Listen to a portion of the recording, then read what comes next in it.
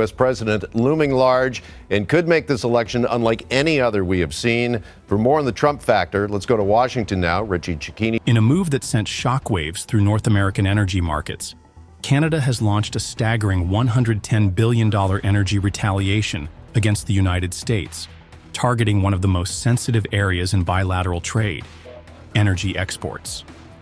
Canada exports nearly 4 million barrels of oil per day to the U.S., accounting for approximately 22% of America's total crude oil consumption. This flow of oil, consistent, high volume, and essential, has long served as a pillar of U.S. energy security. Now that supply chain is under threat. The heart of the escalation lies in Ontario, Canada's most populous and economically significant province. Premier Doug Ford recently announced a 25% surcharge on electricity exports to the U.S., effective immediately. This surcharge, more than just a symbolic measure, represents a direct cost that will be passed down to American consumers, particularly in states that heavily rely on Canadian energy, such as Michigan, New York, and Minnesota. Ford didn't mince words. He made it clear that Ontario would not back down until the United States removes its own tariffs and trade threats. It's hurting workers, it's hurting businesses, it's hurting investments, and it's hurting families on both sides of the border, he stated. Until the threat of tariffs is removed, Ontario will continue to push back. This decision is more than political. It's deeply economic. Utility providers in the affected U.S. states are already warning of a potential $100 increase in monthly electricity bills for many households. While that number may not seem catastrophic to some, for families already grappling with inflation, food insecurity, or fixed incomes, this is a burden they cannot afford. And it doesn't stop there. As energy becomes more expensive, it cascades into production costs, transportation, and consumer goods pricing. The 25% surcharge, although targeted, acts like a virus spreading across the economic body, from power plants to supermarket shelves. This is not just a tariff, it is a direct economic weapon, and it has already been fired. While the surcharge on electricity is the most visible change, the more dangerous storm is building in the global oil markets. Experts warn that a protracted energy conflict between Canada and the U.S. could send oil prices soaring by 10% to 20%, adding substantial pressure to already stressed inflation levels. Such a spike would mean higher fuel prices at the pump, increased shipping costs, and a knock-on effect on virtually every sector that relies on energy, from manufacturing to food production to transportation.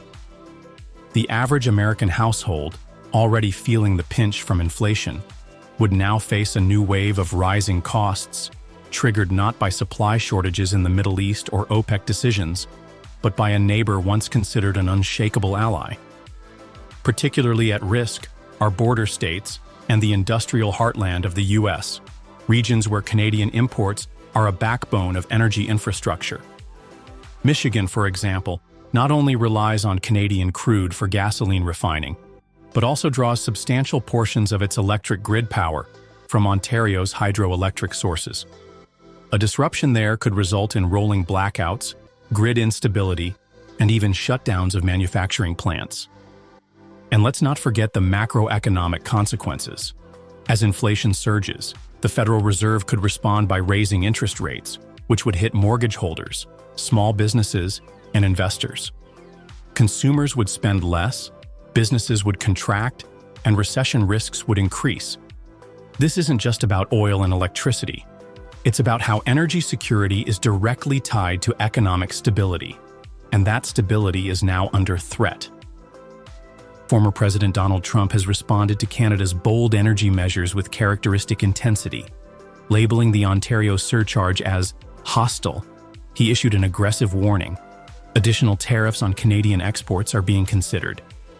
This could include everything from agricultural products to automobiles, and would mark a significant escalation in what is fast becoming a full-scale trade war. This tit-for-tat dynamic is deeply dangerous. The global economy is already on edge, and the United States is still navigating the long-term effects of the pandemic, geopolitical uncertainty, and fragile supply chains. Introducing trade instability with its largest trading partner, Canada, risks igniting a financial wildfire that could spread across international markets. The markets are already jittery. Energy investors are seeing price volatility, while economists are revising forecasts for GDP growth downward. As costs rise and consumer confidence falters, the potential for a self-inflicted recession grows larger. But Trump's response isn't just economic, it's political theater too. By framing Canada's actions as attacks, he galvanizes a nationalist narrative, one that pits American sovereignty against foreign control. Yet, behind the slogans lies a more sobering reality. If this escalation continues, millions of Americans will suffer, not from foreign threats, but from domestic policy miscalculations. The president may be trying to protect American jobs, but what's unfolding is a scenario where jobs are lost, costs go up, and relationships with key allies are fractured, perhaps beyond repair. Premier Doug Ford made one thing clear: Canada is not just reacting, it is planning. In addition to the energy surcharge, Ford revealed that Canada could soon impose new tariffs on American goods, specifically targeting wine, processed foods, and automobiles, sectors that represent billions of dollars in U.S. exports annually. This marks a shift from defense to offense. Canada is now weaponizing trade policy, not simply retaliating, but strategically applying pressure where it hurts most. And the country is doing so with calculated precision, choosing industries that are politically and economically significant in key U.S. states, especially those with upcoming elections or heavy dependence on cross-border trade. But there's a deeper layer to this strategy, spearheaded by Mark Carney, former governor of the Bank of Canada and a key architect of the country's energy independence plan. Under his guidance, Canada is moving swiftly to reduce reliance on the U.S. market, with a broader goal of becoming an energy superpower in its own right. This means investing in domestic energy infrastructure, expanding hydroelectric, nuclear, and clean tech, while simultaneously building new trade relationships with Asia, Europe, and the global South. Countries like Japan, Germany, and South Korea are already in discussions with Canada for long-term energy partnerships, especially as they seek to diversify away from volatile suppliers like Russia or the Middle East. In the long term, this could shift global power balances, positioning Canada as a central node in the next generation of energy distribution: clean, reliable, and strategically important. If successful, the strategy would not only weaken U.S. leverage in trade negotiations, but also provide Canada with a resilient economic buffer against future external shocks. This isn't just about tariffs anymore. Canada is playing a long geopolitical game, one where energy, trade, and national security are tightly interwoven.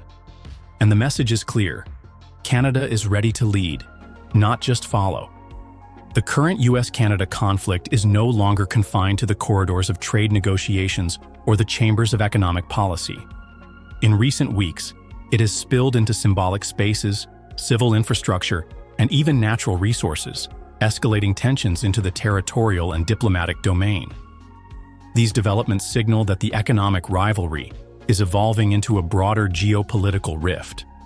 One of the clearest signs of this shift came when the U.S. government officially blocked Canadian access to the Haskell Free Library and Opera House, a building that physically straddles the border between Darby Line, Vermont, and Stansted, Quebec. For over a century, this unique space was not just a public library. It was a quiet symbol of binational harmony, a place where Canadian and American families could meet, read, perform, and even hold weddings, all without going through immigration checkpoints. But that era is over. Under new federal directives issued by the U.S., Canadian citizens are no longer allowed to enter the U.S. portion of the building. Officials cited national security concerns and diplomatic tensions with Canada as justification for the move. But to many, this decision is far more than a security measure. It is symbolic retaliation, a way for Washington to express disapproval of Canada's recent economic defiance, particularly Ontario's energy surcharge and potential mineral export restrictions. Blocking off a cultural landmark like the Haskell Library, one that's historically been exempt from border rigidity, sends a strong, almost theatrical message: shared ground is no longer safe ground. What was once a bridge between two peaceful neighbors has now become a geopolitical fault line. Simultaneously, President Donald Trump, in a strategic move to tighten economic control, has signed a new executive order demanding that all federal agencies expedite access to sensitive cross-border trade records and intelligence for designated officials. Though billed as a matter of national trade transparency, critics argue that this is a calculated attempt to centralize power, giving the executive branch immediate access to information that can be used to punish foreign partners or intimidate domestic opposition. This move allows Trump-aligned officials to act swiftly in monitoring imports, exports, business flows, and even immigration patterns, essentially enabling the White House to preempt trade discussions with targeted sanctions or policy actions. From a strategic standpoint, this is a significant escalation. If Canada is playing the long game by controlling critical exports like nickel, the US is now matching that strategy with real-time trade surveillance and policy strike capabilities. This suggests that future confrontations won't unfold over weeks or months. They could unfold in hours, based on whatever data crosses the president's desk. And just when it seemed like tensions couldn't stretch further, a third front has opened, this time with Mexico. The US recently denied a formal request from the Mexican government to create a special delivery channel for Colorado River water, which is critical to agricultural and urban regions in northern Mexico. This rejection, citing resource scarcity and domestic priority, has sparked an emotional and political backlash in Mexico City, where leaders called the move a betrayal of shared environmental responsibility. Mexico has honored a 1944 water treaty with the US for decades, but now feels it is being treated as a junior partner rather than an equal stakeholder in regional sustainability. The implications here go far beyond water rights.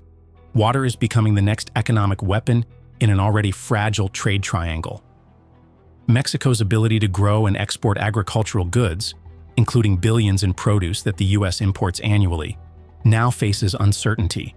Mexican officials have warned of possible retaliation, including trade restrictions, diplomatic recalls, and even cross-border protests if the US does not engage in a cooperative renegotiation of water distribution. And as climate change accelerates and water scarcity increases, this conflict could redefine diplomacy in North America for years to come. In the end, what we're seeing is a battle for economic dominance between two neighbors. The US is feeling the pressure from rising tariffs, trade disruptions, and higher energy costs. Canada, meanwhile, is using its strategic resources and economic leverage to assert its influence on the global stage. If the conflict continues, it could reshape not only the economies of these two countries, but also the global trade landscape. Will the US be able to bounce back, or will Canada successfully chart its own course toward a more independent future? Stay tuned as we continue to track this developing story. Like, comment, and subscribe for more updates on this and other global economic news. Thanks for watching. In the past few weeks, the U.S. stock market has been rocked by a staggering $4 trillion loss in market value. Investors, businesses, and everyday Americans alike are panicking because of the effects of this financial turmoil, and many are wondering what exactly is causing this steep drop. While there are numerous factors contributing to the market's instability, one particularly significant event has flown under the radar but could have lasting global ramifications: Japan's decision to sell off a significant portion of its U.S. Treasury bonds. For decades, Japan has been one of the United States' largest creditors, holding hundreds of billions of dollars in U.S. debt.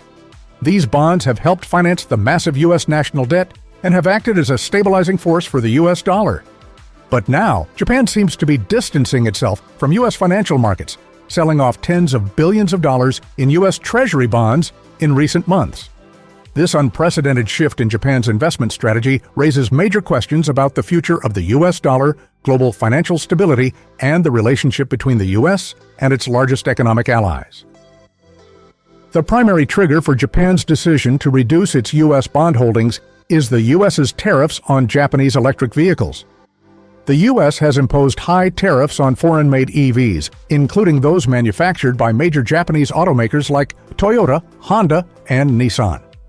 These tariffs were designed to protect the burgeoning American EV industry, led by Tesla, and were part of President Trump's broader efforts to protect U.S. manufacturing and reduce reliance on foreign goods. For Japan, this move has been a slap in the face. The country